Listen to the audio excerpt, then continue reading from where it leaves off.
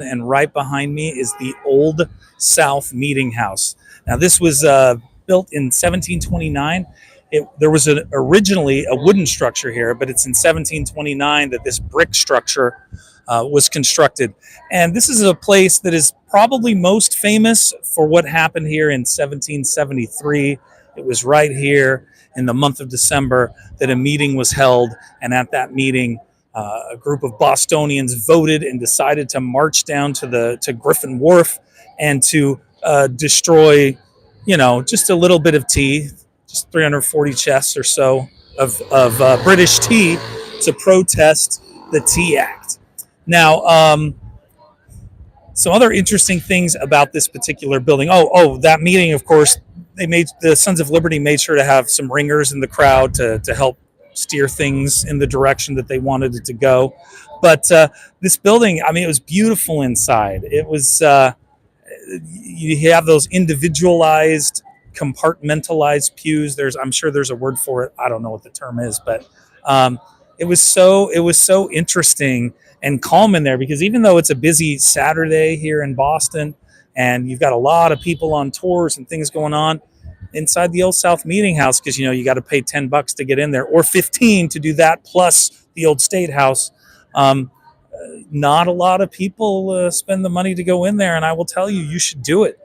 Lots of interesting information inside as well. This has been a site of, let's say, free speech for a long time.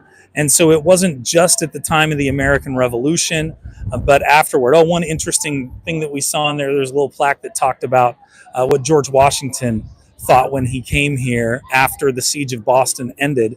And this had been used by a group of dragoons, as they were known, the Queen's Dragoons. These were King's Dragoons. I don't remember what they were. It was a group of, I don't know if they were loyalist soldiers or British soldiers of some kind.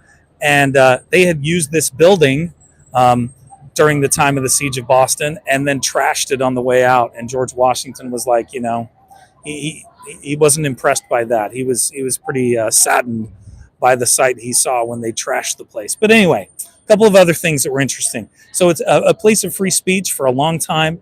At the time of the abolition movement, William Lloyd Garrison was known to give speeches here. He was one of the leading abolitionists in the United States, the publisher of a newspaper known as The Liberator. And there was a big debate that went on in there between the very extremist abolitionists, the very hardcore ones, versus the more conservative abolitionists who wanted to see a more gradual abolition of slavery.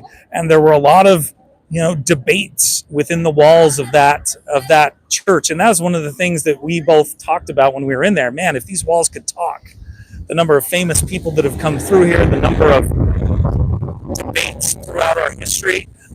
They had a very strict free speech policy that they established in the 1920s, where they absolutely said this is a place where people have the right to express opinions. And that came to a head as you had the anarchist movement, the communist movements that were gaining popularity at that time.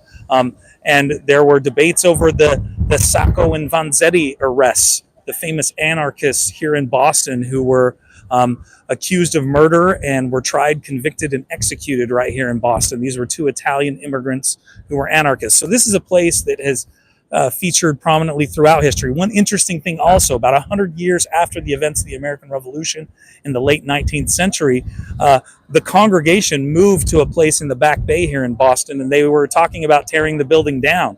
And interestingly, William Lloyd Garrison, this prominent abolitionist, this is a few years after the Civil War and the abolition of slavery, was like, yeah, tear it down. He's like, I think that we venerate our founding fathers too much. They weren't perfect guys, and they certainly, many of them supported slavery. Tear it down.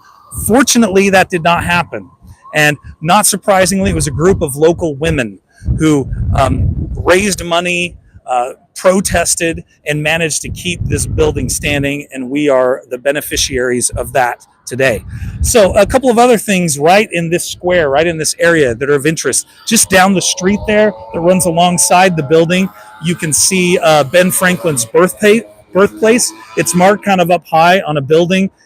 The actual building is not standing. It's clearly a much more modern building, but that's the spot where Ben Franklin was born. He was, of course, born here in Boston, even though at age 17 he left and went to Philadelphia and never really looked back other than to build a fancy memorial for his parents once he got rich.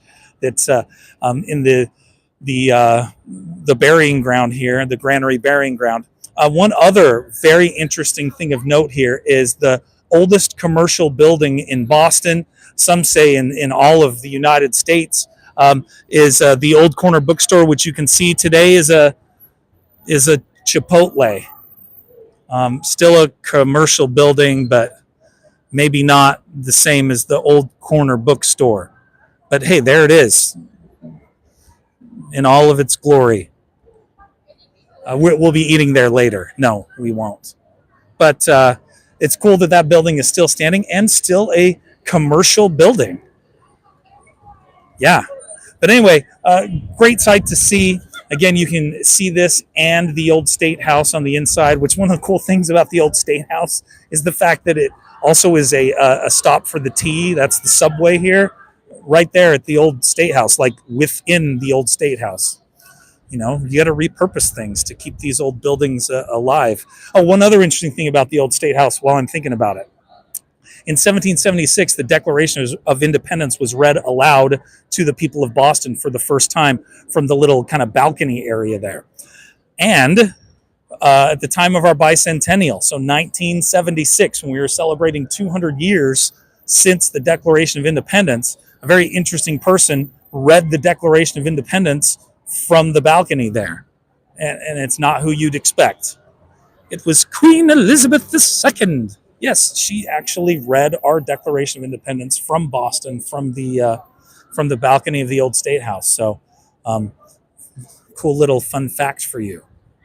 All right, well, last day in Boston. We've loved it here. Definitely recommend a visit.